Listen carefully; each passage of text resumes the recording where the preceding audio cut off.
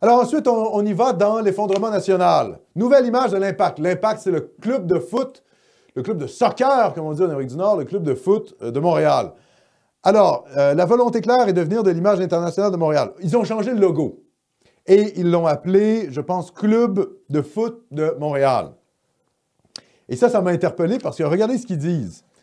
Dans cet esprit, donc dans l'esprit un peu de multiculturalisme, je rappelle que le logo de l'Impact, c'était une fleur de lys. Ils ont enlevé la fleur de lys. Dénationalisation de l'Impact. Dans cet esprit, le club a fait un court-métrage mettant la ville en vedette. Écoutez bien ça. Dans les 3 langues présentes lors de sa fondation, soit le français, l'anglais et le mohawk. Non, mais ils sont ridicules. La Fondation de Montréal. La Fondation de Montréal en 1642 par Chomédé de Maisonneuve. Bien, c'était en français, les gars. Déjà sur l'île, il n'y avait plus d'Autochtones. Quand on nous dit que c'est un territoire, Montréal est un territoire non cédé, c'est faux. Au moment où Montréal est créé, il n'y avait plus de présence autochtone. Ce n'est pas un territoire non cédé, c'est un territoire non habité.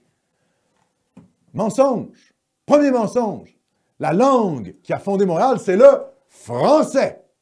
Deuxièmement, les Mohawks, ils voulaient détruire la colonie. Financée par qui? Les Anglais. Donc, les Mohawks et les Anglais voulaient détruire la colonie à la Fondation de Montréal. Donc, ce n'est pas les langues lors de la Fondation, c'est les langues, c'est les types qui parlaient la langue qui voulaient détruire la Fondation de Montréal. Les Anglais et les Mohawks. Donc, arrêtez de nous casser les couilles avec votre révisionnisme historique. Si vous voulez parler de la langue qui était présente lors de la Fondation de Montréal, c'est le français et le français uniquement. N'est-ce pas? Donc, là, encore une fois, on voit la force de l'idéologie. C'est comme les communistes. Ils réinterprétaient l'histoire selon une grille marxiste en URSS. C'est dingue! Alors aujourd'hui, comme on est dans la logique multiculturaliste, eh bien, on réinterprète l'histoire dans l'idéologie multiculturaliste. C'est des révisionnistes. C'est des révisionnistes. Voilà ce qu'ils sont. Des révisionnistes historiques. Ils refondent l'histoire au goût de l'idéologie du jour.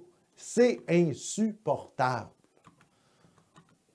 Et qu'est-ce que fait la... Ah ben c'est certainement pas la mairesse de Montréal, hein, qui est complètement soumise à la logique islamo-gauchiste, qui va se battre contre ça.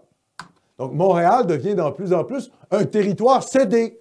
Mais un territoire cédé aux gauchistes, quoi. C'est la gauchiasserie qui a pris le contrôle de Montréal. Islamo-gauchiste, antinational.